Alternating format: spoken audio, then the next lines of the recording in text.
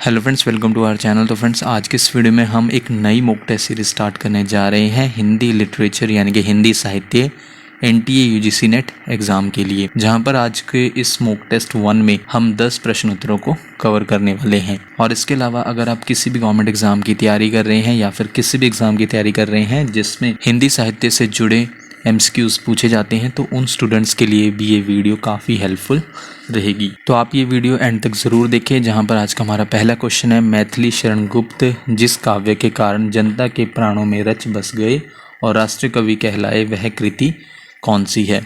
Friends, options आप अपने screen पर देख सकते हैं।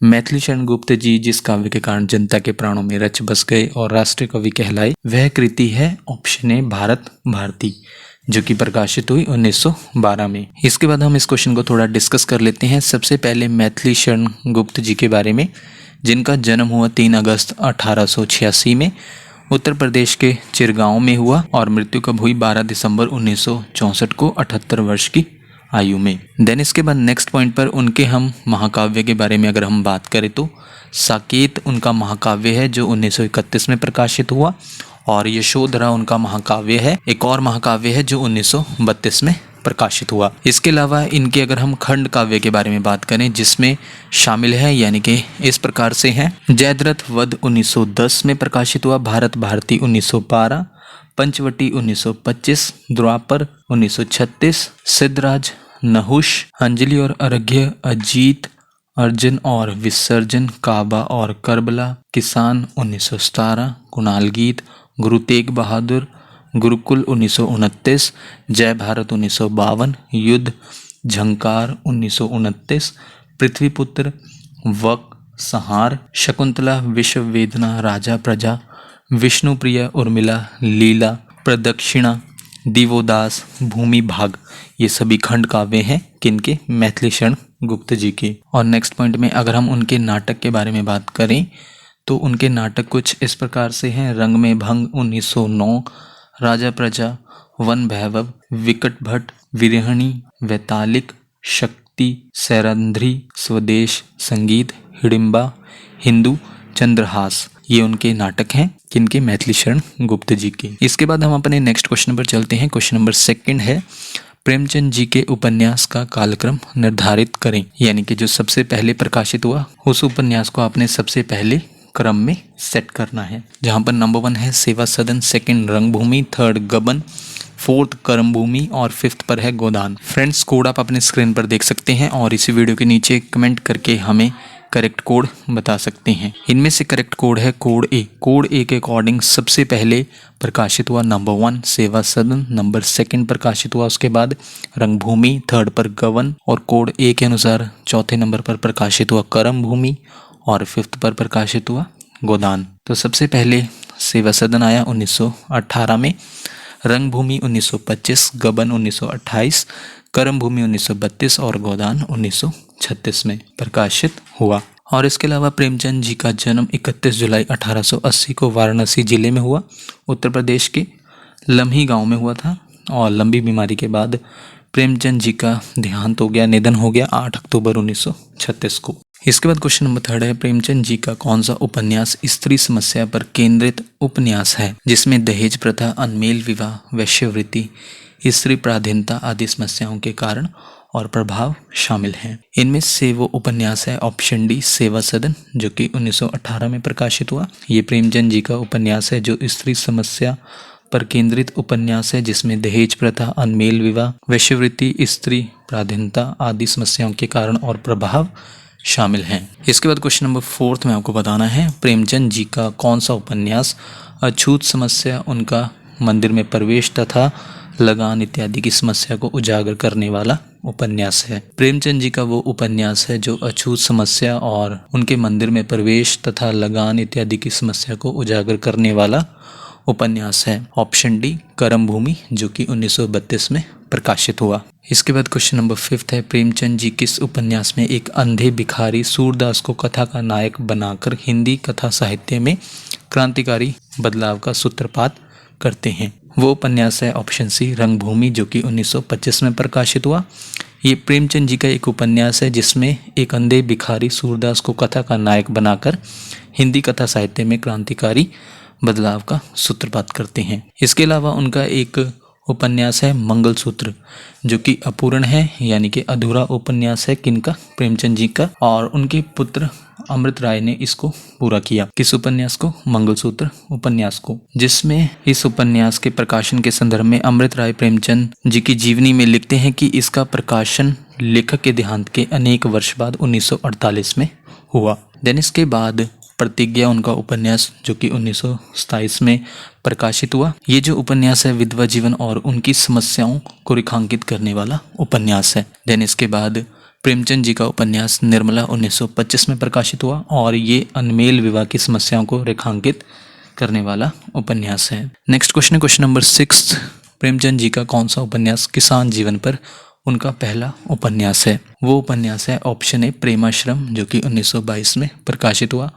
और ये उपन्यास प्रेमचंद जी का वह उपन्यास है जो किसान जीवन पर उनका पहला नॉवल है, उपन्यास है। इसके बाद क्वेश्चन नंबर 7 में आपको बताना है निम्नलिखित में से कौन सी कहानियां प्रेमचंद जी की हैं। कहानियां आप अपनी स्क्रीन पर देख सकते हैं, जहां पर नंबर 1 पर है अनाथ लड़की, नंबर 2 है एक आंच की कसर, नंबर 3 बिखरे मोती, नंबर 4 ठाकुर का कुआं, नंबर 5 माता का हृदय, नंबर 6 उन्मादिनी और नंबर 7 है प्रायश्चित। फ्रेंड्स, कोड आप अपनी स्क्रीन पर देख सकते हैं और करेक्ट कोड बता सकते हैं कि इनमें से कौन सी कहानियां प्रेमचंद जी की हैं। इनमें से करेक्ट कोड है कोड सी। कोड सी के अकॉर्डिंग फर्स्ट पर है अनाथ लड़की, सेकंड पर है एक आंच की कसर, नंबर 4 पर है ठाकुर का कुआं, नंबर 5 है माता का हृदय और नंबर 7 है प्रायश्चित। ये सभी कहानियां हैं प्रेमचंद जी की। और इसके अलावा नंबर 3 पर है बिखरे मोती और नंबर 6 पर है उन्मादिनी, जहाँ पर बिखरे मोती 1932 में प्रकाशित हुई और उन्मादिनी हुई 1934 में। ये दोनों कहानियाँ किनकी हैं? सुभद्रा कुमारी चौहान जी की हैं ये दोनों कहानियाँ। जहाँ पर बिखरे मोती जो है उनका पहला कहानी संग्रह है। किनका? सुभद्रा कुमारी चौहान जी का। नेक्स्ट क्वेश्चन है हमारा क्वेश्चन नंबर 8। रामधारी सिंह दिनकर के कविता संग्रहों का प्रकाशन वर्ष के अनुसार सही क्रम बताएं। नंबर 1 है Renuka, number 2 Rasvanti, number 3 Kurukshetra, number 4 Suraj ka Byah, number 5 धूप और धुआं। फ्रेंड्स, कोड आप अपनी स्क्रीन पर देख सकते हैं। इनमें से करेक्ट कोड है कोड सी। कोड सी के अकॉर्डिंग फर्स्ट सबसे पहले प्रकाशित हुई रेणुका कब? 1935 में। देन उसके बाद नंबर 2 पर रसवंती 1939 में प्रकाशित हुई, नंबर 3 कुरुक्षेत्र 1946 में प्रकाशित हुई। देन उसके बाद 5th पर था धूप और धुआं, ये 1951 में प्रकाशित हुई। और नंबर 4 सूरज का ब्याह, ये 1955 में प्रकाशित हुई। So that's why code C correct था। ये था रामधारी सिंह दिनकर की कविता संग्रह का प्रकाशन वर्ष के अनुसार। देन इसके बाद अगर हम रामधारी सिंह दिनकर जी के बारे में बात करें, इनका जन्म हुआ 23 सितंबर 1908 को सिमरिया घाट बेगूसराय जिले में बिहार के, और मृत्यु हुई 24 अप्रैल 1974 को 65 वर्ष की आयु में। और कहाँ पर हुई थी? तमिलनाडु के मध्य प्रदेश में। और अगर हम इनके उल्लेखनीय सम्मान के बारे में बात करें तो 1959 में इन्हें साहित्य अकादमी पुरस्कार से सम्मानित किया गया, 1959 में इन्हें पद्म भूषण से सम्मानित किया गया और 1972 में यानी कि 1972 में इन्हें ज्ञानपीठ पुरस्कार से सम्मानित किया गया। इसके बाद हमारा 9th क्वेश्चन है इनमें से कौन सी कहानी या फिर कहानियाँ मन्नू भंडारी द्वारा रचित हैं। जहाँ पर नंबर 1 है एक प्लेट सैलाब, नंबर 2 पर है मैं हार गई, नंबर 3 तीन निगाहों की एक तस्वीर, नंबर 4 है यही सच है, नंबर 5 आंखों देखा झूठ, नंबर 6 पर पक्षी और दीमक। फ्रेंड्स, कोड आप अपनी स्क्रीन पर देख सकते हैं। इनमें से करेक्ट कोड है कोड डी। कोड डी के अनुसार ये सभी कहानियाँ मन्नू भंडारी द्वारा रचित है। जहाँ पर नंबर 1 है एक प्लेट सैलाब, नंबर 2 मैं हार गई, नंबर 3 तीन निगाहों की एक तस्वीर, नंबर 4 यही सच है, नंबर 5 आंखों देखा झूठ। ये 5 कहानियाँ मन्नू भंडारी द्वारा रचित हैं। जिनमें से नंबर 6 पक्षी और दीमक, ये कहानी मन्नू भंडारी द्वारा रचित नहीं है, ये उनकी कहानी नहीं है। ये किनकी कहानी है? पक्षी और दीमक गजानन माधव मुक्तिबोध जी की कहानी है। कौन सी? पक्षी और दीमक। इसके अलावा इस क्वेश्चन में मन्नू भंडारी का जन्म हुआ 3 अप्रैल 1931 को मध्य प्रदेश के भानपुरा में और मृत्यु हुई 15 नवंबर 2021 को, यानी कि इसी साल इनकी मृत्यु हुई है 90 वर्ष की आयु में। और इनका अगर कहानी संग्रह देखें तो कुछ इस प्रकार से है। एक प्लेट सैलाब, मैं हार गई, तीन निगाहों की एक तस्वीर, यही सच है, त्रिशंकु, श्रेष्ठ कहानियाँ, आंखों देखा झूठ, नायक खलनायक विदूषक। ये इनका कहानी संग्रह है।